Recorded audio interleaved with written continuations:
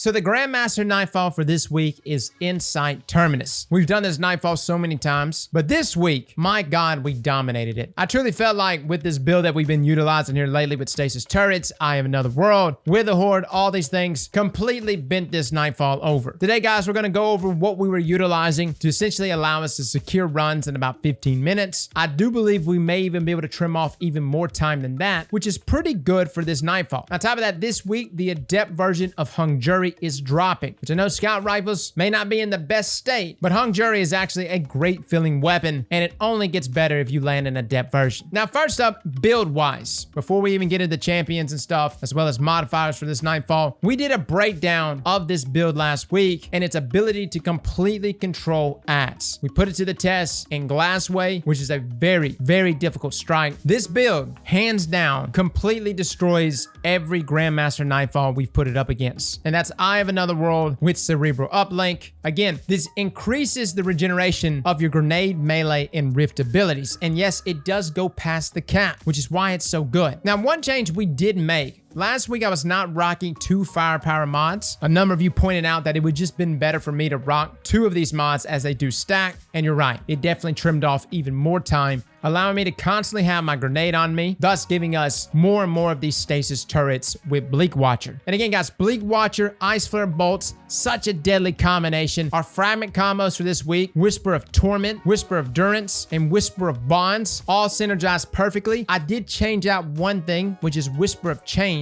as this week, ads are in a little more closer proximity to you. Last week, I didn't feel like I was getting that much advantage from Whisper of Chains, as enemies that are frozen within a 15-meter radius of you will allow you to gain damage resist. Super nice in this Nightfall, especially since so many of these cabals are just rushing you over and over. Now, the weapons of choice for this week, we do have Barrier Champions as well as Unstoppable Champions. Ideally, I should be rocking a weapon to deal with Barrier Champions with Less and Bombad, but honestly, Less and Bombad were doing just fine with it. I was dealing with Unstoppable Champions though with Wither Horde in combination with Breach and Clear for that increase in damage with that debuff, and Unstoppable Grenade Launcher, which allows us to stun Unstoppable Champions with our GL, which works perfectly here with Wither Horde. Now, you cannot do it with the AoE effect, or at least not that I noticed. It still needs to be direct hits. But that in combination with Breach, it does a ton of damage. This is a fantastic combo to go here. And as far as like Les and Bombad's loadouts, Bombad was essentially rocking the exact same thing I was rocking. He was just rocking Ignition Code, this role that he has, alongside a Scout Rifle to deal with Barrier Champions, as Bombad was taking advantage of Breach and Clear as well. And you really only need 1 to 2 teammates rocking Breach and Clear, which is why Les has been using this new mod, Sundering Blast, which allows for stunning a champion to create an explosive blast. It actually does a good amount of damage. On top of that, it kills the ads around that champion when you go in for the stun. It works on Barrier Champions, Unstoppables, and Overloads.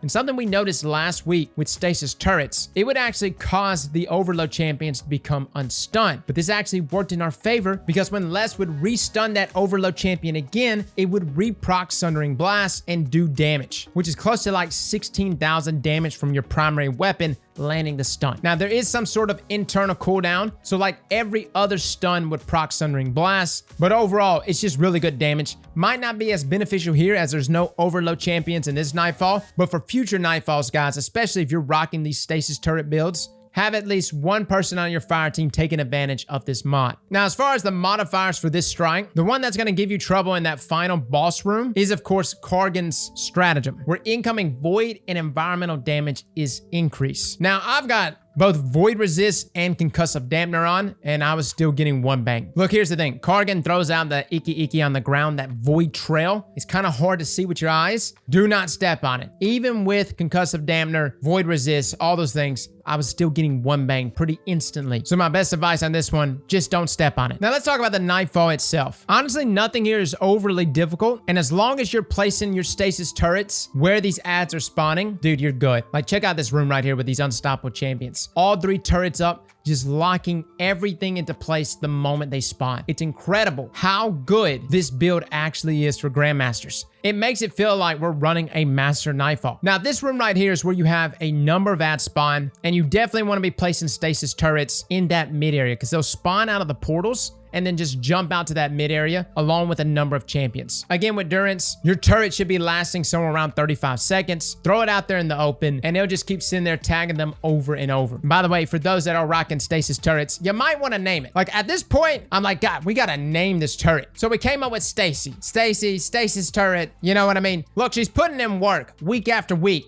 But throw Stacy out there. Just let her sit out there. She'll keep tagging enemies up over and over again. This will give you time to either focus up on champions, or you can just deal with the ads that are still close to the portal, because there are ads like red bars that still stay kind of close to that portal area. But that's the beauty of Stacy. Stacy allows you to move around freely. Now, each time you deal with the champion out there in the middle, they will drop an orb, and that's the orb you got to put in up there at the top. You'll have to do this twice. Now, it's pretty awesome. Even while you're holding the orb, you can be charging up your grenade and dropping Stacy up there at the top. She can freeze literally everything, and you can just sneak right on in and place the orb in that spot by the door. However, I would suggest moving as a team here and dealing with all these enemies together. Other than that, guys, it's just kind of rinse and repeat in this room. You pretty much do the same thing twice. Use your supers, use your turrets, use the power of the darkness to completely kill everything, and you'll be done with this part in no time. Now let's talk the boss room. The boss room has always been the most hectic part of the strike because the ads will just continually keep spawning. You see, you got these plates, one on the left, one in the middle, and one on the right. And a lot of times, most teams try to cap one at a time. This results in ads spawning continuously. What I've noticed in the past is that ads don't stop spawning in this room, at least not for Grandmasters. They just keep pouring out. So spawning one plate at a time actually results in you eventually getting overwhelmed, which is where Stacy comes in. Stacy, when placed down in the middle, especially if there's 3 Stacys, will completely lock all the enemies in place, which will allow you to cap all 3 plates at the exact same time. This will then pull Cargan out of her immunity phase. I think it's a her, right? But Cargan will come out of that immunity phase,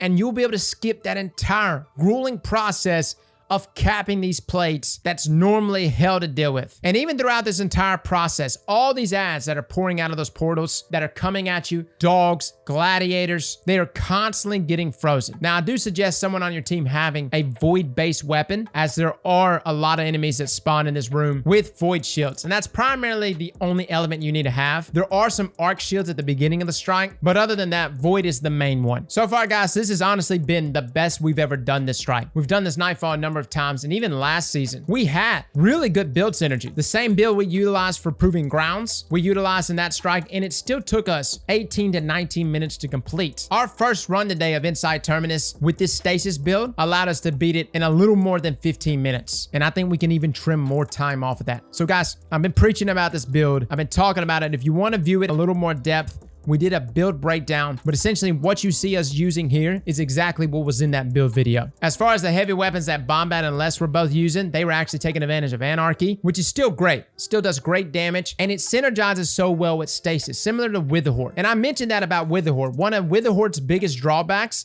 is I would put it down, and then enemies, if I didn't hit them directly, could just move right out of that AoE damage. But if you're constantly freezing enemies in place, Witherhoard is able to get full damage on them for that entire duration. Now, someone did ask, does Whisper of Rending work with Witherhoard? No, it doesn't work with any special kinetic weapons. It does increase damage for kinetic weapons, but not special kinetic weapons. I wish. That would be amazing. However, Witherhoard and Breach and Clear is already super nasty. So guys, try this out. Give this build a go. We gave our opinion yesterday about Grandmaster Nightfalls and where it sits in terms of its difficulty. I really think builds like these will allow even beginner teams to get through these Nightfalls. Fellas and ladies, thank you all for coming and watching, and as always, slap that like button like your mama told you right.